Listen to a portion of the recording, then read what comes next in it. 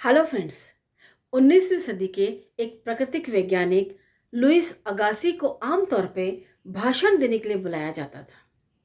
एक बार का वाकया है, उनके पास आयोजक आए तो वे कुछ एक बहुत जरूरी काम कर रहे थे।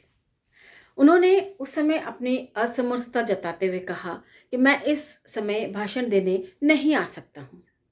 आयोजक चूंकि उन्हीं का भाषण सुनाना चाहते थे, दुनिया को, पब्लिक को, जनता को, उन्होंने थोड़ा सा प्रेशराइज किया, थोड़ा सा उन्होंने उस पर दबाव डाला कि सर ऐसा है, यदि आप समय अभी आपके पास नहीं है, कुछ समय बाद ही सही। फिर भी उन्होंने उसको मना कर दिया। अब आयोजक के पास एकमात्र चारा था उन्हें किसी किस्म का लालच देना। सो दे डाला और कहा कि सर समय नहीं है, लेकिन मैं फिर भी आपको बहुत सारे पैसे दूंगा, आप प्लीज मेरे इस आयोजन में भाषण देने जरूर से आइए। बस फिर क्या था, आगासी साहब को आया गुस्सा और उन्होंने एक ही चीज बोली, पैसे का लालच मुझे डिगा नहीं सकता, क्योंकि पैसे से ज्यादा मेरा समय कीमती है। क्या समझे दोस्तों? एक चीनी सूक्ति भी यही कहती है कि आप 1 इंच सोने से भी 1 इंच का समय नहीं खरीद सकते। समय के सर्वश्रेष्ठ सदुपयोग का सिद्धांत ये भी कहता है कि समय को खरीदना सीखें। क्या सीखें? समय को खरीदना। अब आप सोच रहे होंगे कि समय को कैसे खरीदा जा सकता है। जी हाँ दोस्तों, हम समय को कभी नहीं खरीद सकते, लेकिन उसके एवज में करने वाले वाले लोगों को तो हम खरीद सकते हैं ना। जैसे कि एक फैक्ट्री का मालिक जो मैन्युफैक्चरिंग करता है, लेकिन वो सामान को बेचता नहीं है। उसके सामान को बेचने का काम कौन करता है? मार्केटिंग एग्जीक्यूटिव, रिटेलर्स या फिर होलसेलर्स। ठीक उसी प्रकार बुजुर्ग जब रिटायरमेंट के करीब होते हैं या रिटायर हो जाते हैं और उन्होंने कहीं घूमने या फिरने जाना होता है, तो वे क्या प्रेफर करते हैं? आमतौर पर ट्रेन से जाना, क्योंकि समय भी रहता है और पैसा भी कम खर्च होता है। इसके लिए यदि आप बहुत ज़्यादा व्यस्त हैं तो आप 101% अपने आप के लिए फ्लाइट का टिकट बुक करेंगे और उससे जाना चाहेंगे, क्योंकि आपके पास समय नहीं है। आप अपने समय को बचाना चाहते हैं। ये ज़रूरी भी है, क्योंकि जब आपका समय बचेगा तो आप उस बचे हुए समय में ही कुछ और बहुमूल्य कार्य कर सकेंगे। फ्रेंड्स, ये समझाना, ये समझना जरूरी क्यों है? आमतौर पर हम अपने समय का बहुत दुरुपयोग करते हैं। इसी कालखंड में हम पहले पढ़ चुके हैं या पहले सुन चुके हैं कि यदि हमारे समय का मूल्य 1 घंटे का मूल्य 100 रुपया है, और यदि हम ऐसे एक एक घंटा कहीं ना कहीं लाइन में खड़े होकर या कहीं और अपना समय बर्बाद करते रहेंगे, तो हम न कमा पाएंगे और न ही हम अपने समय को बचा पाएंगे, क्योंकि समय की रफ्तार कभी रुकती नहीं है। समय अपनी रफ्तार से चला जा रहा है, वो आपके लिए नहीं रुकने वाला। तो जरूरी क्या है हम सबके लिए कि अपने समय का सदुपयोग करते हुए अपने समय को बचाएं और उसमें बहुमूल्य कार्य, जो आपके कहना चाहिए इंटरेस्ट के काम है, वो कीजिए, ताकि आपको भी संतोष मिले, सेटिस्फैक्शन मिले, और साथ ही साथ आप अपने आप से सेटिस्फाइड भी रहें, आत्मसंतोष भी पा सकें। आमतौर पे देखा जाता है आज की तारीख में, चूंकि हम सभी लोग मोबाइल वापरने लग गए हैं, मोबाइल का इस्तेमाल करने लगे हैं, उपयोग में लेने लग गए हैं, कई चीजें, हम कई तरह की शॉपिंग ऑनलाइन कर लेते हैं। क्यों करते हैं? उसका भी तो रीजन वही है। थोड़े ज्यादा पैसे देने जरूर पड़ते हैं, लेकिन सामान हमारे घर तक आता है। हमें जाना नहीं है, जाना नहीं है तो हमारा वक्त बचता है, पेट्रोल भी बचता है, साथ ही साथ बहुत इंपॉर्टेंट टास्क एक ही जगह पे पूरा संसार इस छोटे से डिवाइस में मिल जाता है। फ्रेंड्स, कई बार ऐसा होता है, हमें बिजली का बिल जमा करना है, टेलीफोन का बिल जमा करना है, नल का बिल जमा करना है, तो हम कई बार होता है कि हम घंटों लाइन में खड़े रहते हैं। समझदार व्यक्ति 20 रुपए देकर किसी को लाइन में खड़ा करता है और अपना काम करवा लेता है। अब सोचिए, यदि आपने यही 1.5 घंटा बचा लिया होता तो आप कुछ और काम कर सकते थे।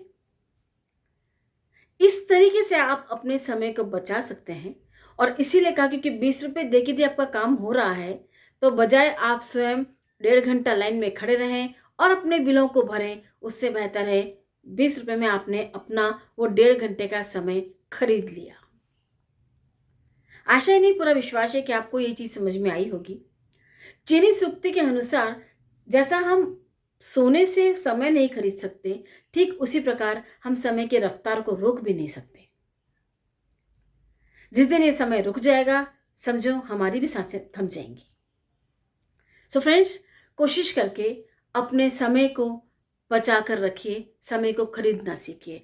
एक और एग्जाम्पल देती हूँ, अभी चूंकि एग्जाम का समय बहुत करीब है। अब आप एक बात खुद ही जज कीजिएगा। एक बच्चा है जो पूरे समय खेलता है, मस्ती करता है, एग्जाम आने पर ही पढ़ता है। दूसरा है जो नियमित अध्ययन करता रहता है, एग्जाम आने पर विदाउट स्ट्रेस अपना काम करता है। ठीक ऐसा ही एक मार्केटिंग एग्जीक्यूटिव है, अर्ली मॉर्निंग उठ के सारे कॉल्स करता है। दूसरी तरफ एक और मार्केटिंग एग्जीक्यूटिव है जो सुबह उठता है, तुरंत टीवी के सामने बैठ जाता है।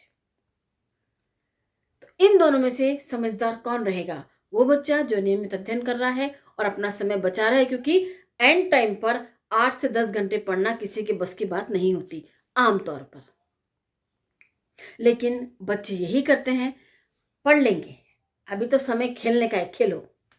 फिर बाद में स्ट्रेस और फोबिया, फियर के शिकार होते हैं। ठीक उसी प्रकार टेली कॉलर ने अपना समय कहाँ बिताया? टीवी देखने में। यदि वो उसी समय पर अपने कॉल्स कर लेता तो उसके पास पूरे दिन का काम रहता। बहुत व्यस्त व्यक्ति कोशिश करता है कि मेरा समय किस तरीके से बच जाए। मैंने फ्लाइट का एग्जाम्पल भी इसीलिए दिया। फ्लाइट में खर्चा जरूर ज्यादा लगता है, लेकिन समय बचता है।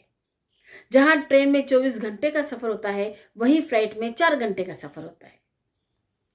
तो ये 24 घंटे में से 20 घंटे आपके बच गए तो 101% उससे कहीं ज्यादा कमा सकेंगे जितना आपने फ्लाइट के टिकट को खरीदने में दिया है। और इसीलिए मैं कहती हूं कि समय को खरीदना सीखिए।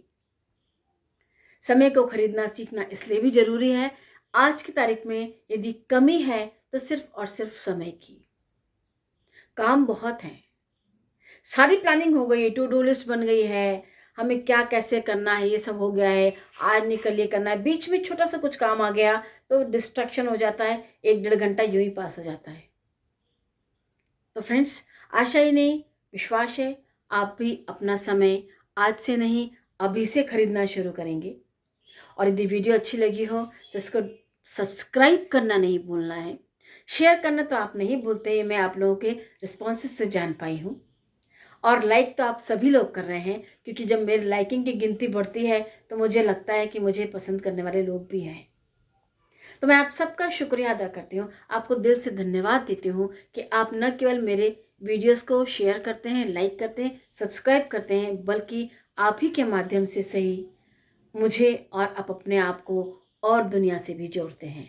तो मिलते हैं अगले लेसन में या अगले छोटे से एक छोटी सी, हम तो कहानी ही सुना सुना के काम कर रहे हैं, क्योंकि हमें पता है मैं यदि आपसे कहूँगी कि मेरे साथ बैठ के पढ़ो तो आप नहीं पढ़ोगे।